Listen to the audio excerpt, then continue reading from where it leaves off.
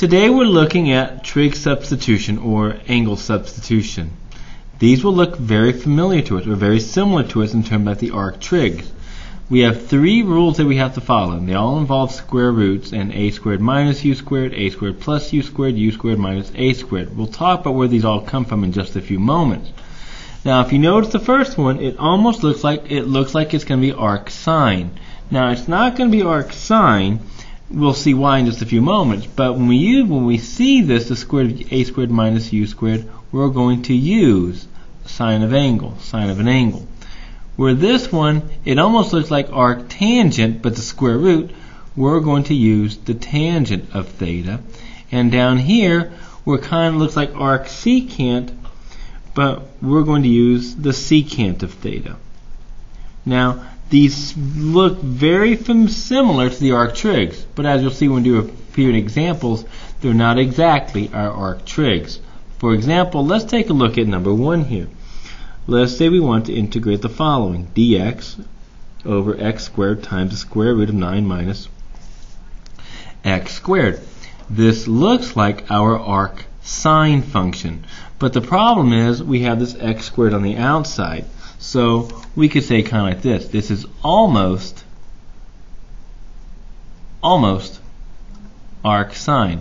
Now that does help me because it's going to tell me I'm going to use my sine function. So therefore we're going to use sine of theta. Now how this works is very easy to do. We treat like it's arc sine. We're going to get a is 3, u is x. And we're going to say that the sine of the angle is u over a, or in our case, x over 3. We're going to replace these with trig functions. Now, our goal, what we have to do is we have to replace everything. We have to replace the x, we have to replace the dx, and we're going to have to replace the square root of 9 minus x squared with something.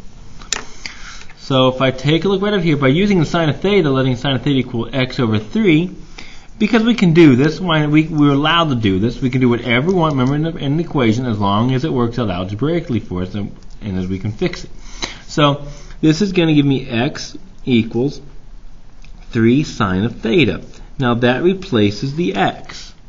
Well, I still have to replace the x. Well, I can do that by taking its derivative. dx becomes 3 cosine theta d theta. Now, I've replaced the x, I replaced the dx with theta.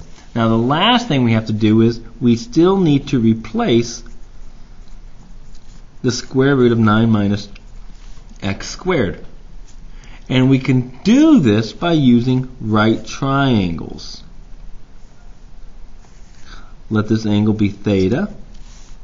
Now, we said earlier that the sine of theta is x over 3. Sine, remember, is the opposite over the hypotenuse. And that's going to give me an adjacent side of 9 minus x squared. And if you notice, there's our 9 minus x squared. So, I need a trig function that has 9 minus x squared in it. And there's quite a few. The adjacent side, I have cotangent, tangent, cosine, cosecant. I want to pick the easiest one for this, okay?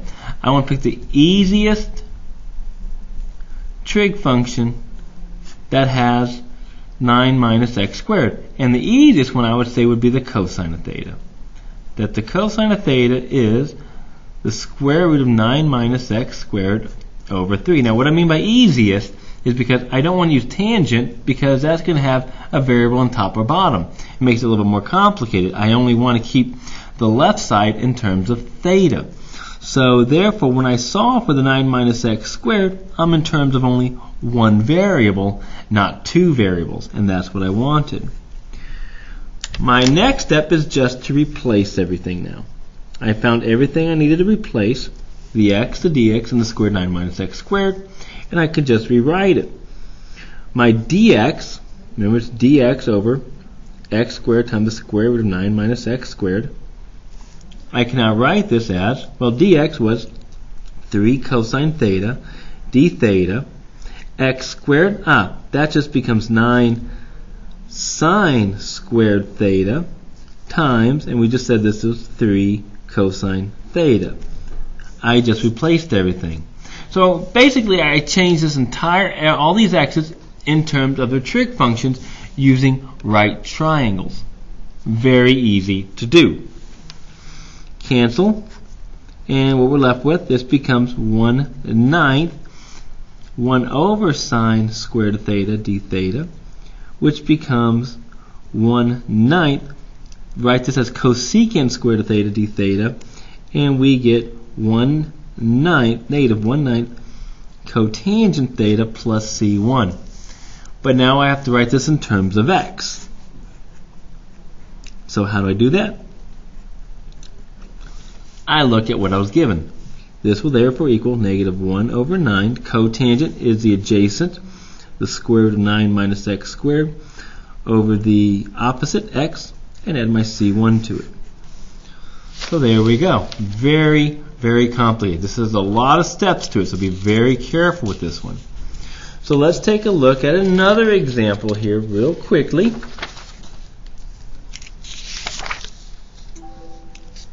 This will be number 2 for us.